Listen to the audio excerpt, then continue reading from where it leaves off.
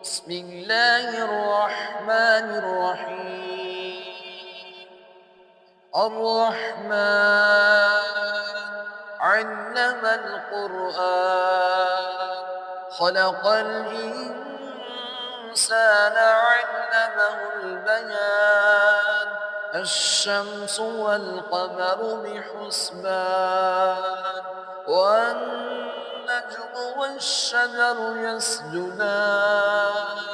والسماء رفعها ووضع الميزان ألا تطغوا في الميزان، وأقيموا الوزن بالقسط ولا تخسروا الميزان. والأرض وضعها للأنام، فيها فاكهة والنخل ذات الأكمام، والحب ذو العصف والريحان. فبأي آلاء ربكما تكذبان؟ خلق الإنسان من صلصال كالفخار، وخلق الجان من مارج من نار. فبأي آلاء ربكما تكذبان؟ رب المشرقين ورب المغربين. فبأي آلاء ربكما تكذبان؟ مرج البحرين يلتقيان، بينهما برزخ لا يبغيان. فبأي آلاء ربكما تكذبان؟ يخرج منهما اللؤلؤ والمرجان. فبأي آلاء ربكما تكذبان؟ وله الجوار المنشآت في البحر كالأعلام. فبأي آلاء ربكما تكذبان؟ كل من عليها فان، ويبقى وجه ربك ذو الجلال والإكرام. فبأي آلاء ربكما تكذبان؟ يسأله من في السماوات والأرض، كل يوم هو في شأن. فبأي آلاء ربكما تكذبان؟ سنفرغ لكم أيها الثقلان. فبأي آلاء ربكما تكذبان؟ يا معشر الجن والإنس إن استطعتم أن تنفذوا من أقدار السماوات والأرض فانفذوا، لا تنفذون إلا بسلطان. فبأي آلاء ربكما تكذبان؟ يرسل عليكما شواظ من نار، ونحاس فلا تنتصران. فبأي آلاء ربكما تكذبان؟ فإذا انشقت السماء فكانت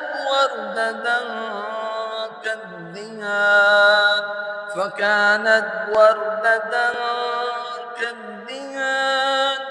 فبأي آلاء ربكما تكذبان؟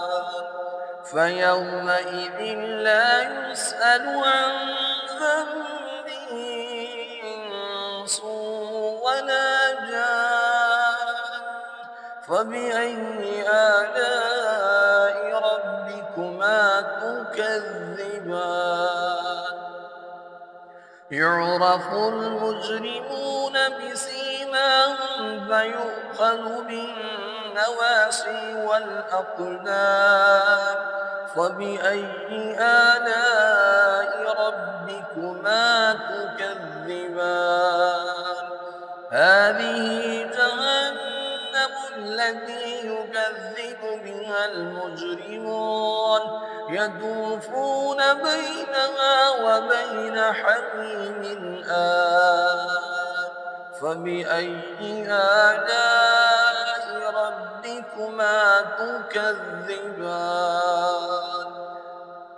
ولمن خاف مقام ربه جنتان فبأي آلاء ربكما تكذبان ذواتا أفنان فبأي آلاء ربكما تكذبان فيهما عينان تجريان فبأي آلاء ربكما تكذبان فيهما من كل فاكهة زوجان فبأي آلاء ربكما تكذبان متكئين على فروش بطائنها من استبرق وجنى الجنتين دان فبأي آلاء ربكما تكذبان فيهن قاصرات الطرف لم يطمثهن إنس قبلهم ولا جان فبأي آلاء ربكما تكذبان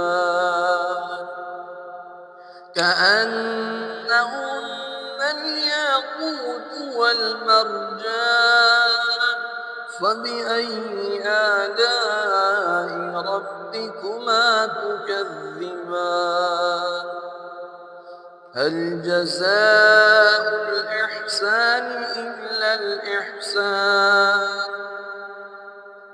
فبأي آلاء ربكما تكذبان ومن دونهما جنتان فبأي آلاء ربكما تكذبان مدهامتان فبأي آلاء ربكما تكذبان فيهما عينان نضاختان فبأي آلاء ربكما تكذبان فيهما فاكهة ونخل ورمان فبأي آلاء ربكما تكذبان فيهن خيرات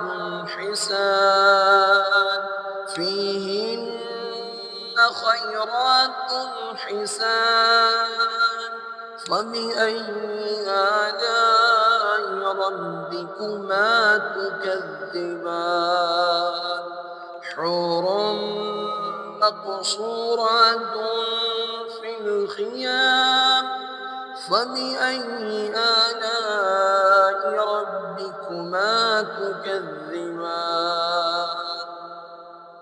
لم يطمثهن إنس قبلهم ولا جان فبأي آلاء ربكما تكذبان